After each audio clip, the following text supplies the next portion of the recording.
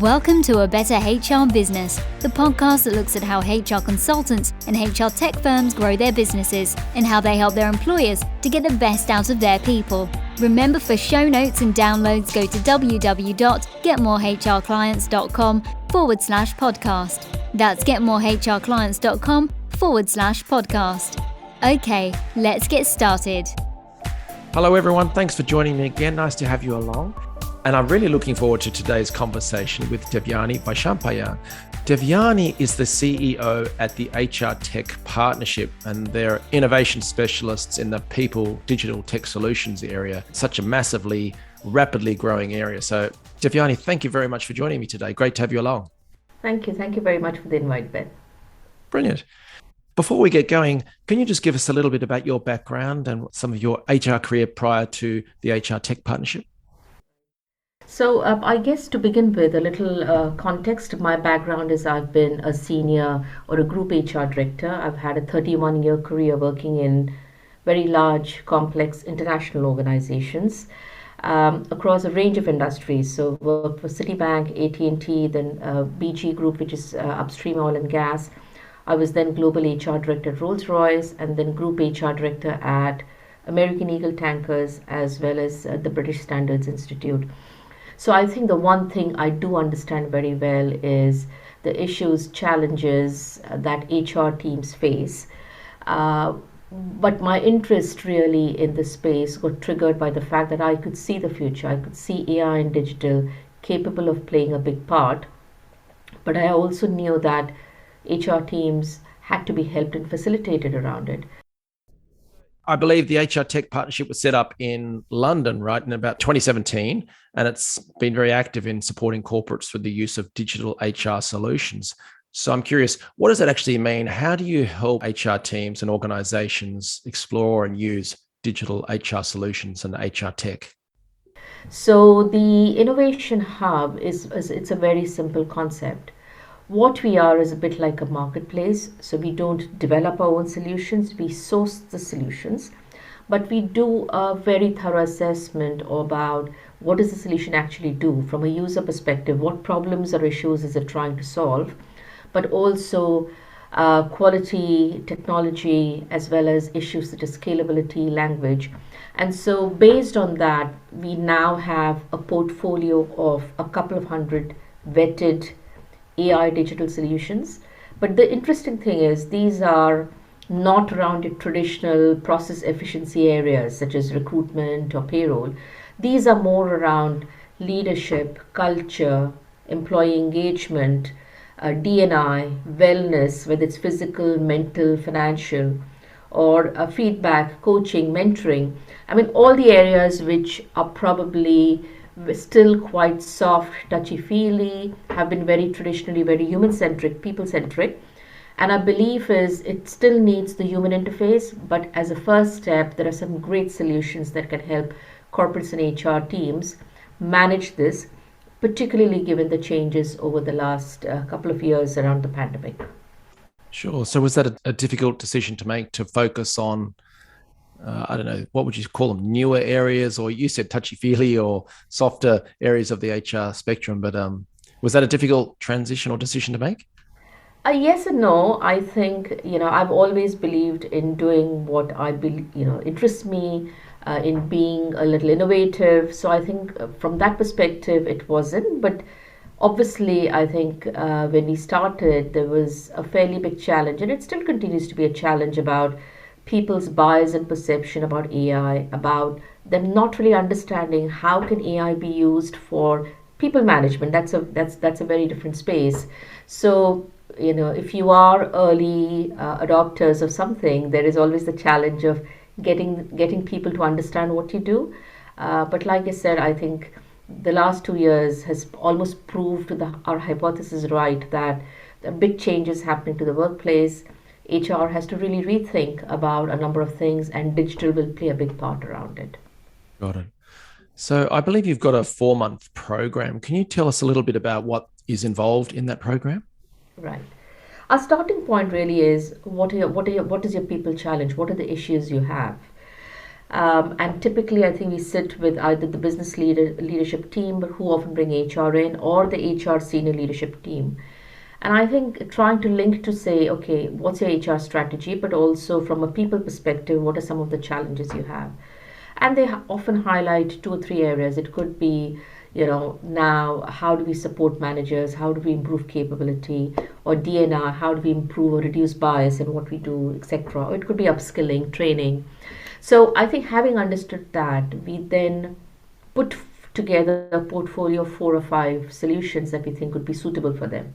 And again, our business model is we charge the client, we don't charge the solution providers. So we can be very objective and unbiased and do what's right for the client rather than pushing forward something that we're going to get a payback from.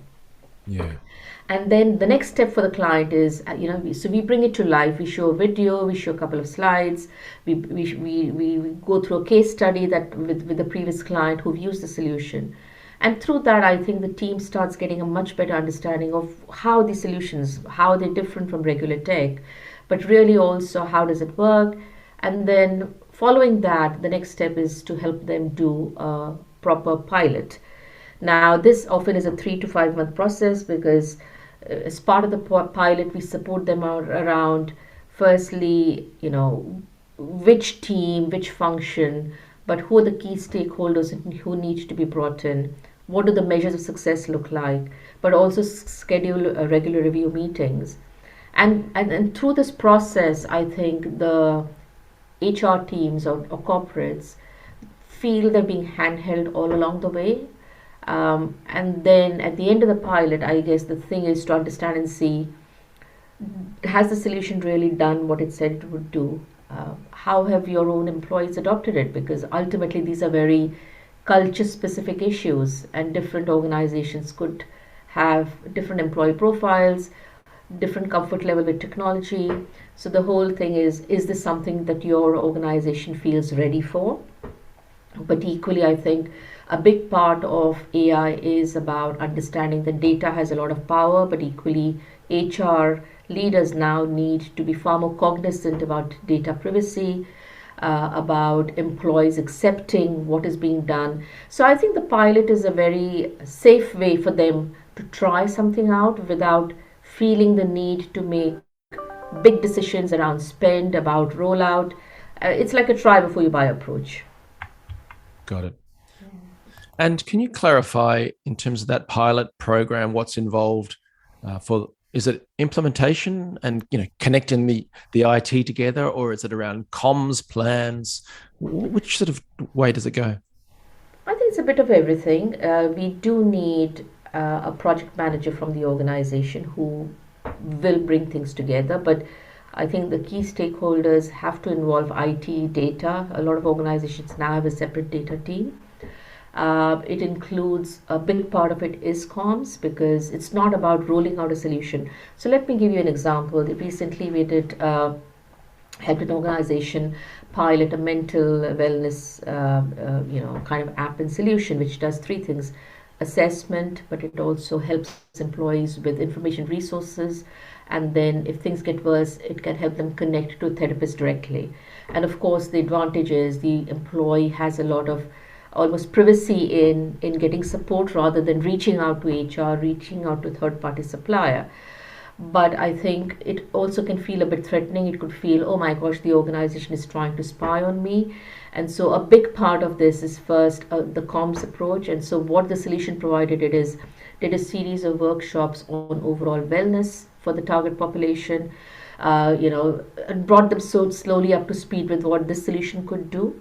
And then kind of the pilot rollout was done. So yes, I think it's a mix of infrastructure, the right stakeholders, project management, comms, and also I think a big role that we play is to help the team stay focused on completing the pilot, because often HR teams get distracted. There are other things that could come up. So just making sure that end to end we are there to facilitate things both for the organization as well as for the solution provider.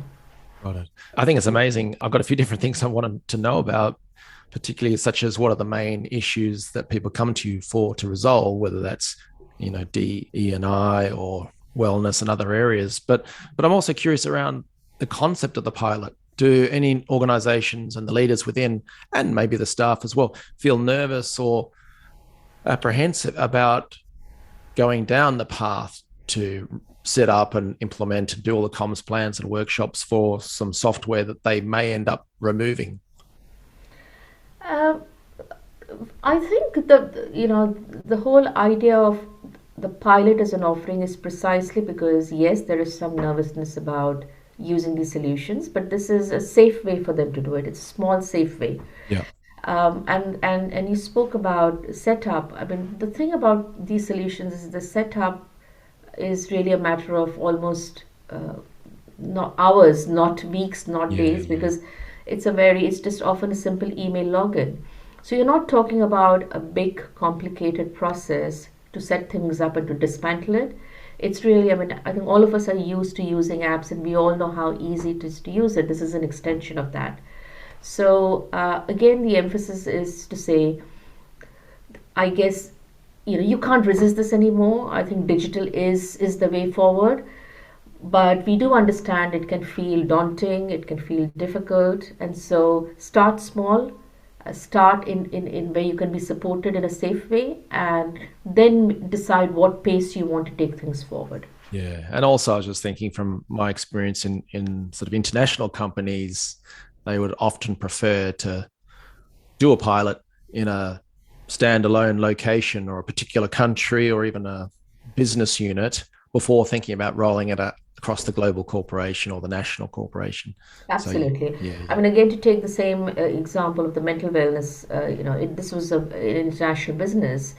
I, given that it was in English, they did feel doing a pilot with an English-speaking population would first be good, rather than trying to roll it out to the French-speaking, German-speaking people, where again nuances could be different. So again, it's all about deciding, but not hesitating too much, and taking the first step about trying it out. Yeah, that makes sense. So, as I mentioned earlier, are there any particular areas that sort of come to the fore and get asked about more often, whether it is wellness, diversity, and inclusion, or some other thing? Are you sort of seeing any 80-20 rules appearing? I think broadly, yeah, I think during the pandemic, clearly wellness jumped up quite a bit. Yeah, yeah. I think now, if I were to highlight the top three areas that we're seeing a lot more interest around, the first is culture and employee engagement, because I think a big challenge for most organizations now is, a hybrid workplace is here to stay. People are, they may come to the office 2 or 3 days a week, but it's not necessarily true that the whole team will be together all the time. And so I think one challenge is, how do you continue to keep employees engaged? How do you make sure that the culture, the values that you have is truly still getting embedded and you're not losing out on it? But equally, I think a lot of organizations are going through change transformation. Often they have a slightly different behavior. So, how do you get mindset change? How do you help employees adopt new behaviors needed? And then again, I guess from a senior leadership board perspective, and I'm an head on a couple of boards. Increasingly, boards and senior leaders want to see more data around culture. It's no longer enough to have qualitative inputs. It's no longer enough to do a survey once a year or twice a year. I think the need is for ongoing real-time insights into culture and leadership and engagement. So I think that's the first area that we're seeing a lot more interest around. Sorry, I'm sure there are listeners listening to this, and so you've got to ask Devyani about that point you just made around the boards wanting to see more data on culture. What are examples of what the board wants to see? I think, for example, increasingly the need is to have more collaboration in the organization. How do you capture that? Or it could be just purely a sense of belonging and engagement, or it could be productivity. I think those are some of the things. Inclusion, again, D&I means having a more inclusive environment. How do senior leaders on the board get some comfort that it's not just initiatives, but it's getting translated into actual change at the workplace? Purpose is another big one. I think Yeah, increasingly organization purpose. Again, how do you measure that? That's quite intangible, isn't it? So. absolutely. So just going back to your question, then the second area that we're seeing a lot of interest is how do you help line manager capability? Because again, what the pandemic has done is, it is managers have to learn to manage remotely now, and the biggest stress is often on first line managers or middle level managers who have larger teams, and traditionally organizations haven't invested as much in them. The investment has gone more into senior leaders or high potentials, and it's assumed that middle managers Yeah. probably can get along and just be effective. But I do think there's an understanding that it's difficult for them, they need to be supported, but budgets are still limited. And so if you do have solutions that can help with feedback, with coaching, with mentoring, with performance on an ongoing basis, I think all those are areas that we're seeing a lot more interest around. And then finally, I think the third big area is D&I. It is about how do you reduce bias in your talent acquisition process? How do you source new talent pools? But equally, whether it's a language analyzer to make sure your ads reflect. And then once the employee comes in, if there's any rapid upskilling needed, if you need to have reverse mentoring or some more support available, I think there's a range of good solutions there. Excellent, excellent. And just to your point around the development needs for the frontline leaders or the first level of leadership, I just had a little flashback. I'm always thinking back little memory lanes, but to this it was an international manufacturing business, but I was working with a team there, and they had a supervisor who'd been promoted from an operator. But his nickname behind his back was Darth Vader, which kind of showed maybe there was some selection issues or development issues and needs there. So yeah, I completely agree. I asked about the 80-20 in terms of the issues that you see rising and the need for putting some sort of solution in place. What about the solutions themselves? There are hundreds of different HR software options out there. Do you find that if you're asked, can you help us with a pilot to choose a solution for D&I or wellness, that even though there are so many options out there, that a few keep cropping up and appearing as to being the main front runners? Yeah, so I think again what we do is we pre-approve, and so the ones who are part of a hub program are the ones that we would recommend. Yes, there's a lot in the market, and therefore the team does spend a fair amount of time then looking at what's there. But the process of vetting ensures that there's a good, firstly, that there is an element of quality, there is an element of a track record, but equally there's a good understanding of what is the solution really try and do and help with.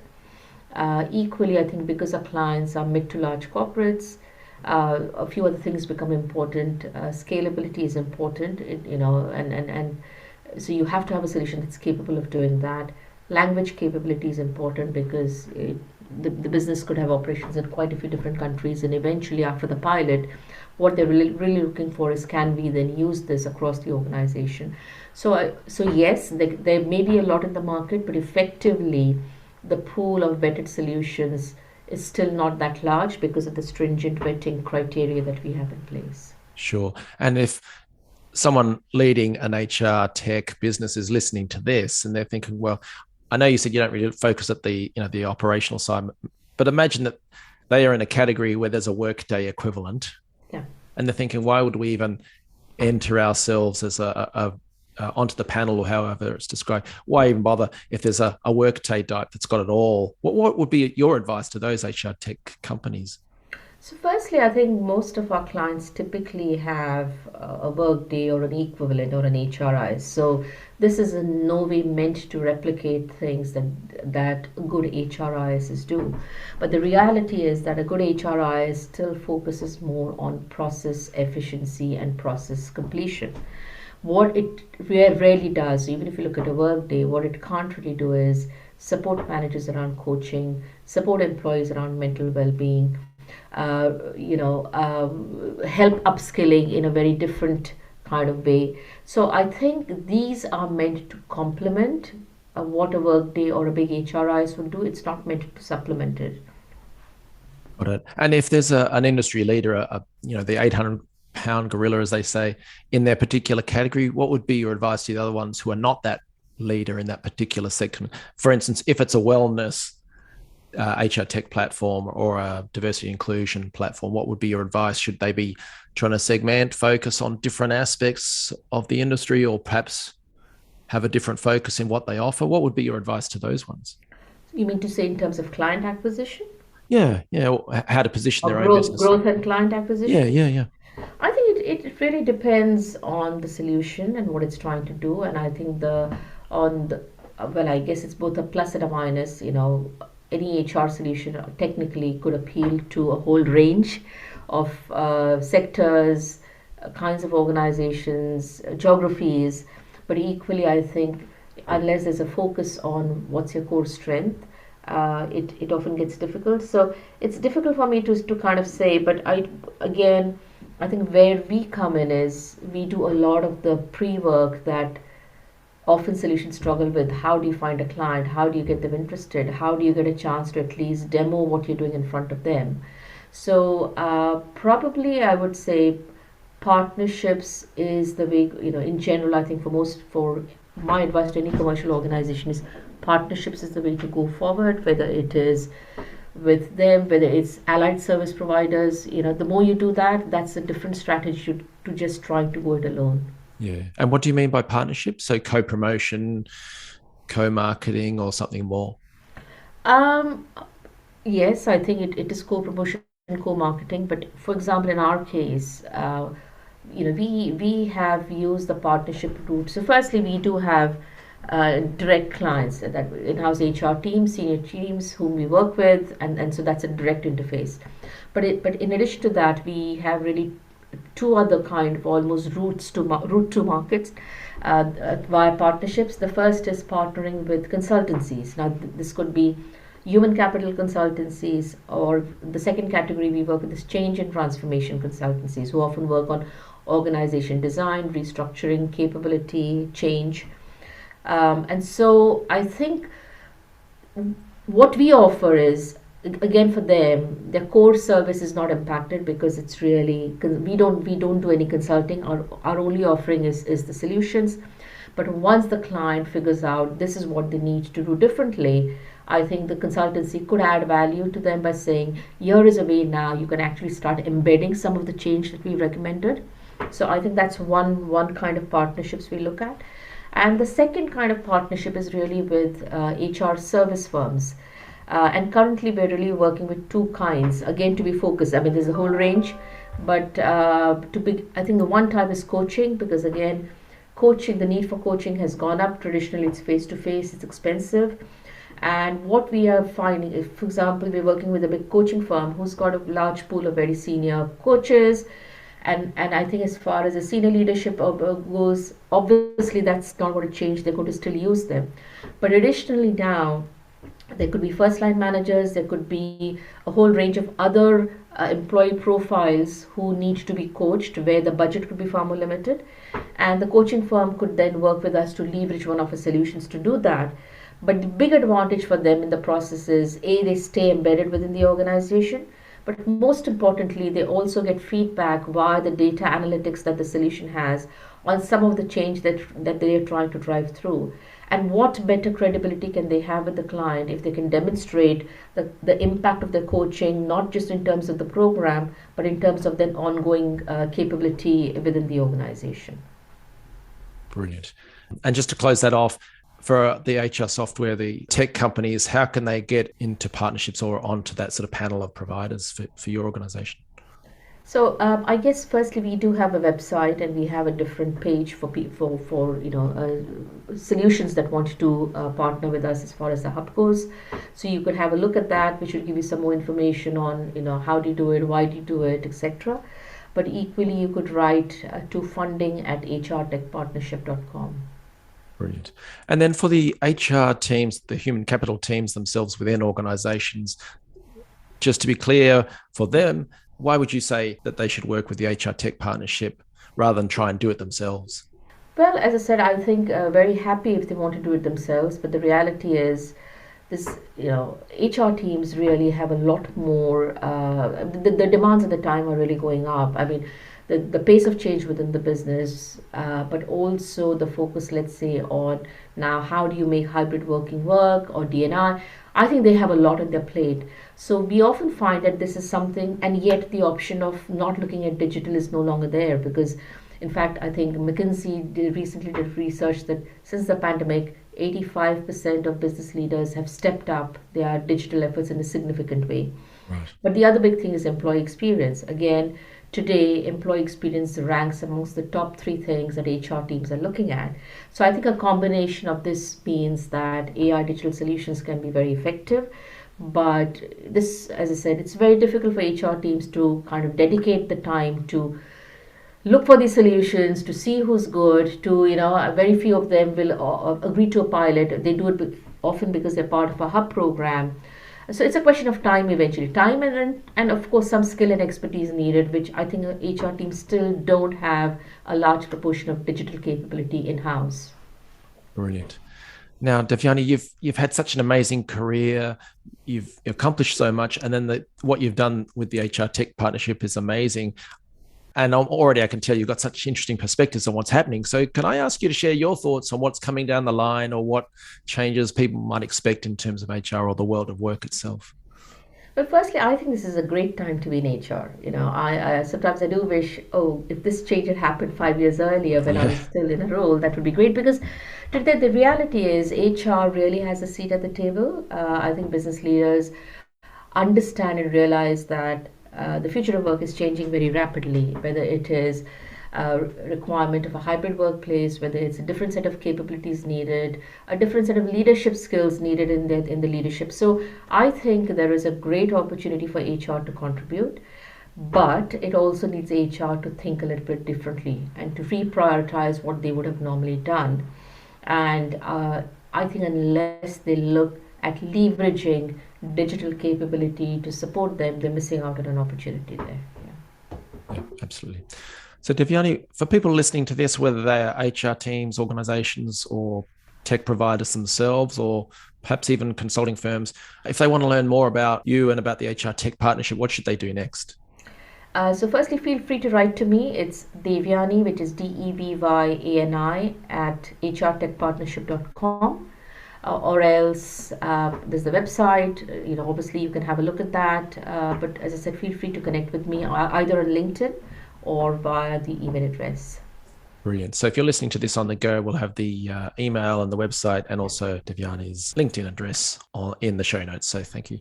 Devyani, thank you very much. I've really enjoyed our chat, and there's, as you say, there's so much coming down the line. It's such an exciting time to be in HR. So thank you for sharing your thoughts today. Well, thank you very much, Ben. Gosh, time has really flown by, isn't it? I didn't realize it's already half an hour. So thank you for the invite. Thanks. Thanks for joining us today on A Better HR Business, the podcast that explores the world of HR consulting and HR tech businesses. For show notes and downloads, go to www.getmorehrclients.com/podcast. That's getmorehrclients.com/podcast. Remember to subscribe and share the show with any friends who are busy growing a HR business. Thanks, and see you next time.